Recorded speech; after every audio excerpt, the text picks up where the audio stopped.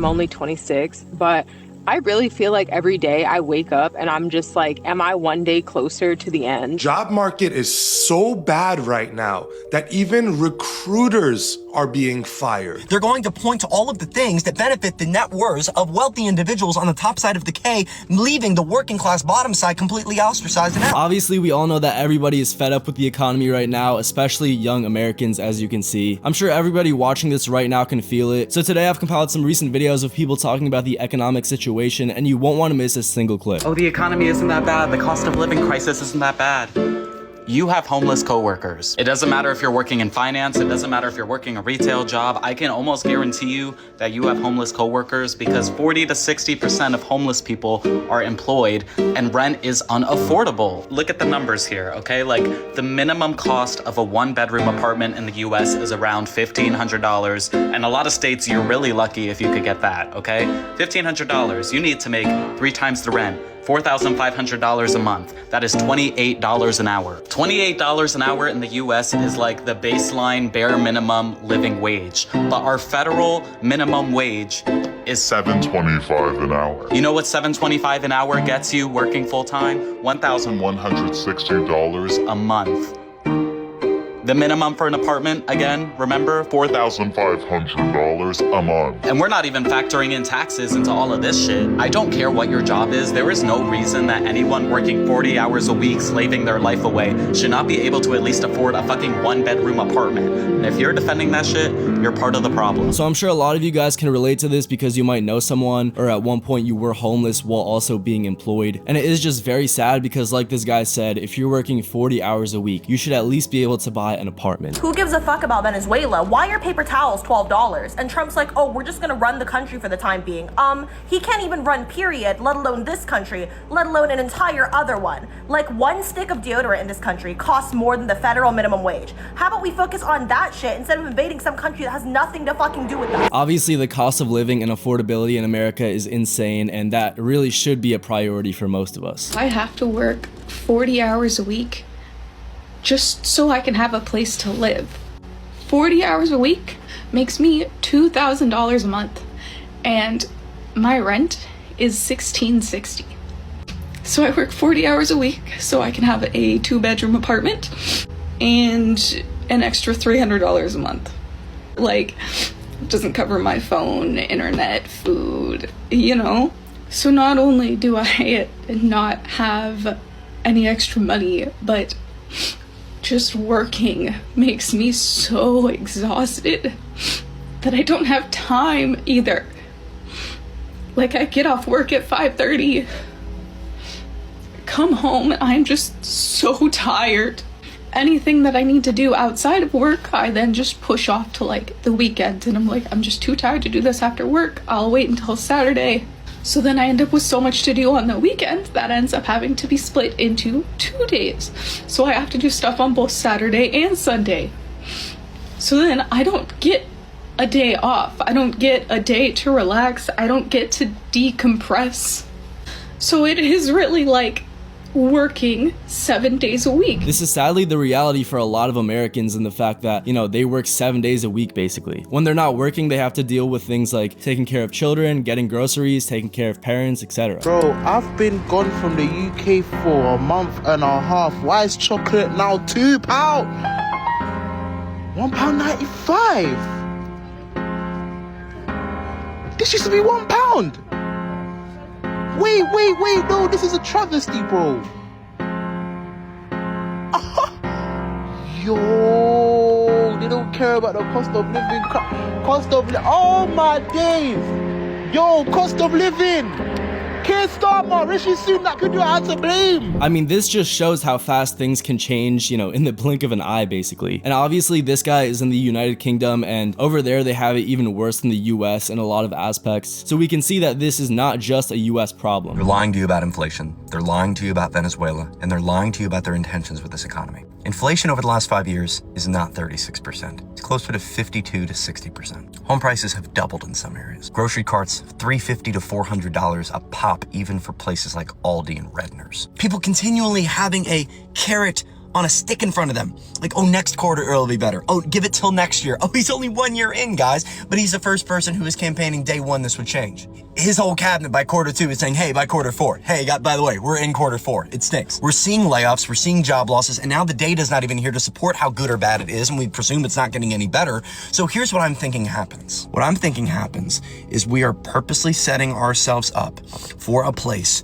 where the Mar-a-Lago Accord could come into place, where seismic money printing could come into place, where something large scale could happen that is going to assist the billionaires' asset accumulation and growth to keep happening.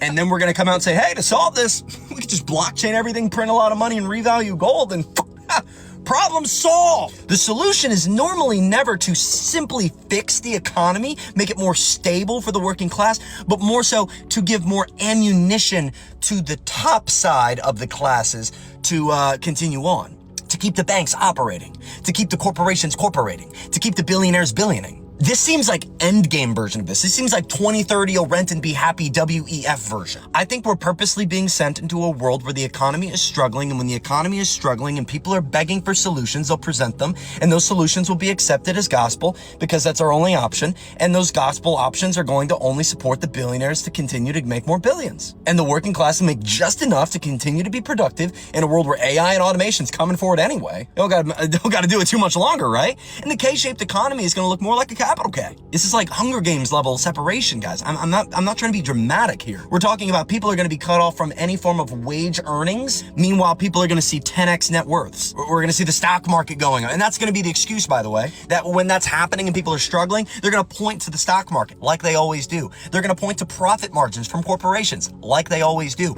They're going to point to all of the things that benefit the net worths of wealthy individuals on the top side of the K, leaving the working class bottom side completely ostracized and out. We want to keep printing money as we already started, and we're probably going to print more as soon as he gets his Fed Reserve chair place in March through May. That person's going to lower rates and more than likely print more money. Guess who that's going to benefit? Because if everything was honky-dory, there'd be no reason to do those things. But those things are all in benefit of the upper class, all in benefit of the donors and Trump supporters and Trump himself. So, they can go buy everything else behind our backs. Get the neighbors to argue so they can buy the neighborhood, right? Succumb to our own inflation goal. We don't care about it. And I think eventually we're just going to forego it for the job market. And I think we're going to print lots and lots of money. And I think all of that is going to be setting up some new system. I don't know what that system is, but that system will be set up to sustain our debt path and fuel billionaire net worths. So it really can be frustrating to see things like assets go up, home prices, stocks go up. Meanwhile, everybody's having a hard time affording anything. Besides, of course, the upper echelon of earners that are making millions of dollars a year. Job market is so bad right now that even recruiters are being fired.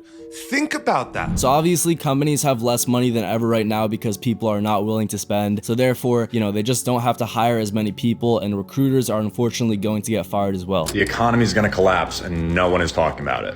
I worked on Wall Street, and much of the investment in the US is because of the exploitation that we allow, like by regressing our tax rates or pushing costs on a society and the environment, and by preventing labor from participating in any sort of upside that their work created. This is part of what has buoyed stock prices, which we just can't believe keep rising. But here's the thing.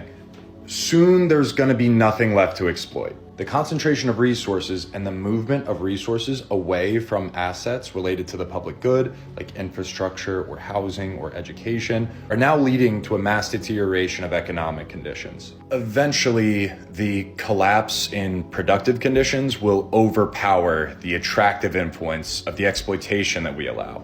And at that point, capital will leave the country, causing a further deterioration in conditions, causing more capital to leave the country. You see where this is going. So asset values are going to collapse, but more importantly, so will our living conditions, which means more misery and pain and suffering and impoverishment, which, by the way, makes all of our lives worse. That is, unless we do something about it. I know the weight of what I'm saying, and I don't take it lightly. It makes me sick to my stomach. But over time, I've become more confident in this analysis, not less. If you want to do something about it, like, follow, interact, do whatever you can. Get in the mix. I'm not going to accept this, and neither should you. So it is very surreal and crazy to see someone who is an expert saying this and saying that it's going to get worse before it gets better. Unfortunately though, he is right, and that's usually the way that it goes. Here's the federal government's national debts over the past 100 years. This is coming straight from the government's website, the US Treasury. So it really started to accelerate in 2008 because of the Great Financial Crisis, the GFC. And then it even got worse during the pandemic. If you have a ton of debt, it's manageable if your interest rates are low. But if your interest rates start shooting up, you're gonna be screwed over. The US government will spend more than $1 trillion on interest expense. That's more than they spend on national defense, which is around $900 billion. Man, every time I see that graph of US debt, I'm just astonished, honestly. The rate that it's been climbing since the mid-2010s is just insane, and nobody would have believed you 20 years ago if they saw that. Sorry to tell you this, but if you're graduating college in 2026, there will be no job waiting for you. I'm sorry, but it's just the sad truth. So if you guys didn't catch that last graph, it shows that 6% of recent college graduates cannot find a job. And that's honestly so heartbreaking because early on in someone's career, it's already hard enough. And on top of that, students who have hundreds of thousands in student loans are doing even worse when they can't find a job. If you're single with no kids, having a vehicle is more important than having a house in the current economy that we're in. And the reason I say that is because we're in a housing crisis mixed with an inflation crisis, mixed with unequal wages. So that's the perfect concoction for you to potentially be homeless if hard times hit, if you have a medical issue that's unexpected, and just honestly, if you just get tired of working. A lot of Americans work minimum 40 hours per week, and they don't have much time at their house that they pay rent for because the travel time to work, including the couple hobbies you get to do, including a little bit of time you get to spend with your family, leaves you usually on the road and not actually at the house that you're paid the rent for or the mortgage for. And that's why you hear the term, I'm gonna stay home this weekend and get my rent's worth so often in America, because honestly guys, we don't get our rent's worth in America because we're a vehicle economy. We're not a public transportation economy. So with that being said, it's almost a no-brainer that you should have a vehicle that you know, I would like for you to own it in most scenarios, but even if you make payments on it, that's fine as well. But at least an SUV, a van, or if you have to, a sedan, because you never know when hard times gonna hit and your vehicle could turn into your home within a week's time notice, because that's the economy we're in right now. So make sure you guys get this message out to all single people without kids, and even if you have kids, try and get an RV or something larger like a van, because you never know when your vehicle might become your home. So make sure you guys like, share, and repost as usual, and thanks for watching. So honestly, you never know what the people around you are going through, and a lot of them probably are living out of their cars or have at some point, or at least it's more people than you would expect at first, and it really might be the friends or coworkers that you expect the least. So honestly, this is great advice for anybody that is ever in a tough time. $5.90, that's what this costs. And the billionaire who owns this place, the woman whose grandparents started this company 77 years ago in Baldwin Park, she just said, I'm done. She's moving to Tennessee, packing up her family and leaving California behind. There's a lot of great things about California, but raising a family is not easy here. Doing business is not easy here. No. They fined her. They came after 5 more stores in Contra Costa County. $1,750 in fines, citations, and threats. Then crime exploded. Her Oakland location, opened for 18 years, profitable, had to close. You know why? 1,335 police incidents, over 1,000 car break-ins, robberies, and listen to this, a gunshot went through the walls of the store. First store closure in 77 years, not because it was failing, because California couldn't keep employees safe. And then the minimum wage hikes, the regulations, then the cost of living that made it impossible for her own workers to buy homes. Finally, Sacramento floated something that made her decision for her. There's a proposal on the table right now in California. It's called the 2026 Billionaire Tax Act. One-time tax, 5% of your entire net worth. If you're a billionaire living in California as of January 1st, yesterday, 2026, you owe. Lindsay Snyder is worth $8.7 billion. 5% of that is $435 million. One check to Sacramento. But here's where the story becomes your story. You're not a billionaire. You're not leaving. You got a job here, kids in school, probably a mortgage. When she leaves, when her tax dollars leave, when the billionaires scatter, Sacramento's not gonna cut spending. They're addicts. They're gonna look around and say, who's left? You're left. Lindsay Snyder was looking at $435 million bill. She left. You're looking at $6,500, $13,600, and you can't leave. That's the game. The billionaire escapes, you're trapped, and you pay the bill they left behind. So obviously even the ultra wealthy people who own In-N-Out are feeling the effects of the cost of living, and it makes sense why it's just not worth living in some states like California where you have to pay so much for so little being done. Does anybody else feel like they're just waiting to die? I don't know if this sounds crazy because I'm young, I'm only 26, but I really feel like every day I wake up and I'm just like, am I one day closer to the end? I was talking to my husband a couple days ago about how sometimes I feel like I'm not depressed. I just wish I didn't exist, did not consent to my existence because of course no one can. And as a result, I'm just sort of in limbo until such time that I cease to do so. I started thinking about this because of a comment that I received on a video where I was talking about my mental health challenges and my depression, and someone commented and essentially said, I don't view myself as depressed, I just don't want to exist. And that really resonated with me because I have felt like this the majority of my life. I remember having SI as early as 9 years old.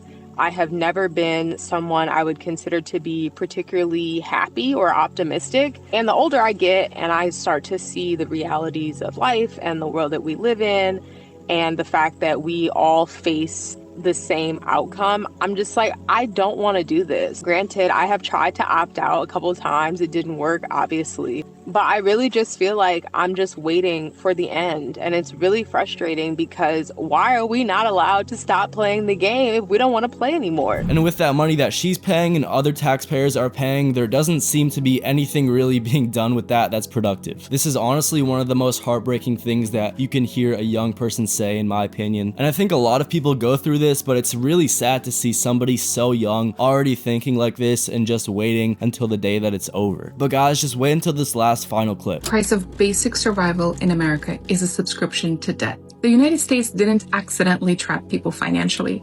It built an economy where having debt is the norm. Housing, education, transportation, healthcare, even groceries and takeout are now being financed through Klarna and Affirm. This isn't normal consumer behavior. This is a mandatory subscription model for survival. You pay monthly just to exist. And if you miss a payment, the penalties kick in with fees, interest, damaged credit, and you start to lose access to things. This is not because you've made bad choices. It's because the entire system turned basic survival into something that has to be financed, and often at a 29% interest rate. This is like the ultimate abusive relationship. The system hooks you in, normalizes the bad behavior for years, and convinces you that this is just how everyone lives. And when you try to opt out by leaving, you're the one who seems crazy. So it really is not too surprising to me that a lot of people are choosing to leave America. Like she said, the cost of living is absolutely insane, and there are just so many costs associated with living, like, you know, rent, groceries, health insurance, car payment, etc. And by the end of it, most people do not have an emergency fund or anything to show for it to save. Anyway guys, I hope you enjoyed that video. Like and subscribe and comment which moment was the craziest, and I'll see you in the next one.